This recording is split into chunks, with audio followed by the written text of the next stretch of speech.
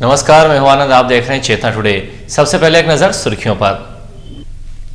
बारिश के साथ आई मुसीबतों की बाढ़, स्कूलों में हालत बदतर। तालाब किनारे कॉलोनियों में बिछेगी नई पाइपलाइन, परिषद में निर्णय। और बच्चों को हाय बाय की संस्कृति से बचाने के लिए स्वामी जी का कथा में लाने का आह्वान। सावन में झड़ी लगने के साथ ही मुसीबतों की बरसात भी शुरू हो गई है। पिछले 2 दिनों से लगातार बारिश होने से शहर में जगह जगह पानी जमा हो रहा है। शासकीय स्कूलों में पानी टपकने से कक्षाओं में तालाब जैसी स्थिति निर्मित हो गई है, जिससे बच्चों को खड़े होकर पढ़ाई करना पड़ रही है।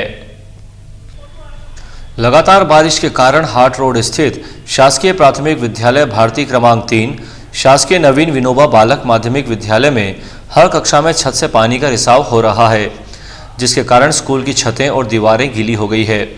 इन्हीं दीवारों पर विद्युत लाइन होने से करंट फैलने का खतरा बना हुआ है। पिछले 2 दिनों से हो रही बारिश के कारण कक्षाओं में पानी भर गया है।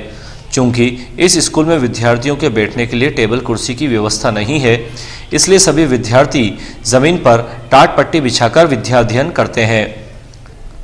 लेकिन बारिश के कारण जमीन गीली हो जाने और जगह जगह पानी भर जाने से स्थिति विकट हो गई है। दोनों ही शासकीय स्कूलों में छत और दीवारों से पानी रिसने की समस्या से स्कूल प्रबंधन द्वारा लगातार शिक्षा विभाग को अवगत करवाए जाने के बाद भी इस समस्या को गंभीरता से नहीं लिए जाने के कारण बारिश के मौसम में पहली ही झड़ी से स्थिति विकट हो गई है। न केवल स्कूल में कक्षाएं बल्कि परिसर में भी पानी जमा होने से विद्यार्थियों को कक्षा तक पहुंचने में परेशानी उठाना पड़ रही है। स्कूल के बाहर परिसर में तालाब जैसी स्थिति निर्मित होने के कारण गंदगी फैलने के साथ प्राथमिक विद्यालय होने से हादसे का अंदेशा बना हुआ है। स्कूल में लगे लोहे की खिड़की और दरवाजों को भी बदमाशों ने नुकसान पहुंचाया है। इतना ही नहीं, स्कूल परिसर में ही क्षेत्र के लोगों द्वारा अपने घर का अनुपयोगी सामान फेंक दिए जाने से बच्चों को परेशानी हो रही है। ब्यूरो रिपोर्ट, चेतना टुडे। श्री गौर बंजारा समाज के अमृतसागर कॉलोनी क्षेत्र स्थित नेमीनाथ नगर में मेरमा माताजी मंदिर की भूमि पर कथित रूप से कुछ लोगों द्वारा कब्जा किए जाने के मामले में विवाद चल रहा है। इसी समस्या को लेकर समाज के प्रतिनिधि मंडल ने कलेक्टर के नाम ज्ञापन सौंपा। गुरुवार को समाज का प्रतिनिधि मंडल कलेक्टोरेट पहुंचा। समाज की महिलाओं ने मंदिर एवं समाज के गुरुजी की समाधि भूमि सर्वे क्रमांक 712/70 पर समाज का 1998 से कब्जा होने का दावा करते हुए बताया कि यह कब्जा शासकीय रिकॉर्ड में भी दर्ज है। उसी भूमि पर वर्ष 2003 में पटवारी द्वारा सीमांकन एवं पंचनामा भी बनाया गया था। लेकिन गत 1-2 वर्षों से कुछ लोग जमीन को खरीदने का दावा करते हुए अपना कब्जा बता रहे हैं। इस संबंध में पूर्व में भी प्रशासनिक अधिकारियों को अवगत करवाया गया है। इसी बीच बुधवार को जेसीबी मशीन की मदद से भूमि पर लगी तार फेंसिंग को नुकसान पहुंचाया गया।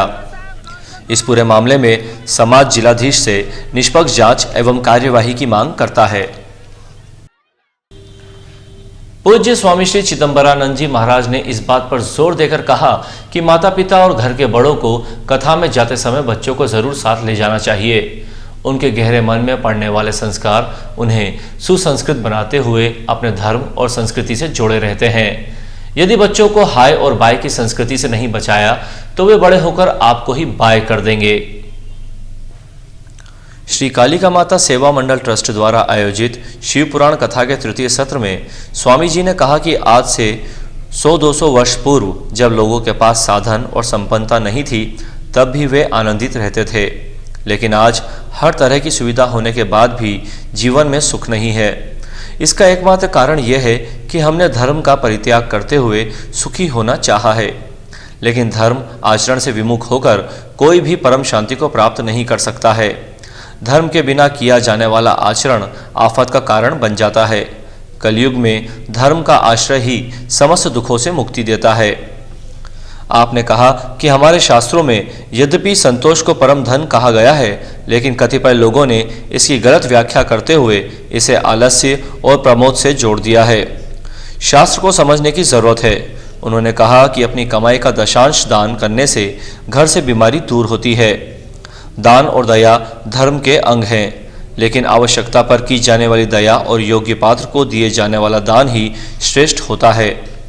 स्वामी जी ने कहा कि शिव पुराण में भगवान शिव जी की पूजन का अत्यंत ही सरल श्रेष्ठ साधन बताते हुए बाएं हाथ के अंगूठे को शिवलिंग बनाकर शिव आराधना बताई गई है। समस्त देवों में एक शिव जी ही ऐसे हैं जो साधारण सी पूजा अर्चना से ही प्रसन्न हो जाते हैं। पूजन के साथ प्रणव जप लाभकारी होता है। कालिका माता सत्संग सभागृह में प्रतिदिन दोपहर 3:30 बजे से आरंभ होने वाली संगीतमय कथा में भक्तजन झूमते नाचते प्रभु भक्ति का लाभ ले रहे हैं। परम पूज्य आचार्य देव श्रीमद विजय रामचंद्र सुरेश्वर जी महाराज साहब की 23वीं पुण्यतिथि आराधना भवन पर श्री संघ द्वारा गौ माता की सेवा के साथ मनाई गई। गौ माता को घास खिलाते हुए गौ सेवा का संकल्प दोहराया गया। गुरुवार को महाराज साहब के पुण्य स्मरण पर अध्यक्ष अशोक लूनिया, उपाध्यक्ष प्रवीण बंबईवाला, कोषाध्यक्ष राजेंद्र लूनिया, सचिव राकेश गांधी आदि के साथ श्री संघ का प्रतिनिधिमंडल श्री गोपाल गौशाला एवं बकराशाला में सेवा के लिए पहुंचा। गौ माता को हरी घास खिलाते हुए सेवा की गई। इधर 26 जुलाई को शनिश्चरी अमावस्या पर गोपाल गौशाला में गोवंश को मिष्ठान स्वर्गीय श्रीमती सज्जन देवी अग्रवाल की स्मृति में डॉक्टर सुभाष अग्रवाल परिवार की ओर से ग्रहण करवाया जाएगा। सचिव नंदलाल व्यास ने बताया कि गोवंश को प्रति अमावस्या पर मिष्ठान ग्रहण करवाया जाता है। इसी क्रम में अग्रवाल परिवार 200 किलोग्राम मिष्ठान गौ माता को अर्पण करेगा। कार्यक्रम में समाज सेवी ओम अग्रवाल व राजेश पटेल उपस्थित रहेंगे। शहर में पटरी पार 80 फीट रोड क्षेत्र में स्थित कॉलोनियों में नागरिकों को पर्याप्त मात्रा में जल प्रदाय हो, इस हेतु 75 लाख रुपए से अधिक की लागत से नई पाइपलाइन बिछाए जाने के प्रस्ताव को नगर निगम परिषद के साधारण सम्मेलन में प्रस्ताव पारित किया गया। साधारण सम्मेलन की कार्यवाही गुरुवार को दूसरे दिन निगम अध्यक्ष ने आरंभ करते हुए एजेंडे के बिंदु क्रमांक 4 पर चर्चा आरंभ की, जिसके तहत 80 फीट रोड किनारे स्थित रत्नपुरी हाउसिंग कॉलोनी, कर्मचारी कॉलोनी सहित अन्य कॉलोनियों में पेयजल उपलब्ध कराने हेतु नई पाइपलाइन डाले जाने हेतु प्रस्ताव की जानकारी दी गई। इस विषय पर निगम जल कार्य समिति प्रभारी पवन सोमानी ने बताया कि 80 फीट रोड क्षेत्र में रहने वाले नागरिकों को पर्याप्त मात्रा में पेयजल उपलब्ध करवाने के उद्देश्य से महापौर परिषद ने कस्तूरबा नगर ओवरहेड टैंक के समीप से चामुंडा माता मंदिर चौराहा अलकापुरी सेलाना रोड तक 300 mm डाया पाइपलाइन बिछाई जाएगी। इस कार्य पर करीब 75,14,000 रुपये खर्च होना प्रस्तावित है। उन्होंने बताया कि मेयर इन काउंसिल में 28 मई को इस प्रस्ताव को प्रशासकीय स्वीकृति एवं निविदा आमंत्रण संबंधी कार्यवाही को पूर्ण कर लिया जाएगा। उन्होंने बताया कि मेयर इन काउंसिल में 28 मई को इस प्रस्ताव को प्रशासकीय स्वीकृति एवं निविदा आमंत्रण संबंधी कार्यवाही को पूर्ण कर लिया गया है। परिषद से इसी स्वीकृति प्राप्त होते ही कार्य आरंभ हो जाएगा। उन्होंने दावा किया कि इस नई पाइपलाइन के डलने से क्षेत्रीय रहवासियों को पर्याप्त मात्रा में पानी मिलेगा। इस विषय पर नेता प्रतिपक्ष नासिर कुरैशी, विमल छिपानी, मुबारिक खान सहित अन्य पार्षदों ने अपने विचार रखते हुए कहा कि 80 फीट रोड क्षेत्र ही नहीं बल्कि शहर में जितनी भी बाहरी कॉलोनियां हैं वहां भी नागरिकों को पर्याप्त मात्रा में जल प्रदाय हो। इस हेतु नगर निगम को कार्य योजना बनाते हुए इसे अविलंब क्रियान्वित करना चाहिए। विपक्ष ने इस बात पर आपत्ति दर्ज करवाई कि यूआईडी एसएसएमटी योजना का कार्य अभी पूर्ण भी नहीं हो पाया है। योजना के तहत शेष बचे कार्य को तुरंत पूर्ण कर शहर में जल प्रदाय किया जाना चाहिए।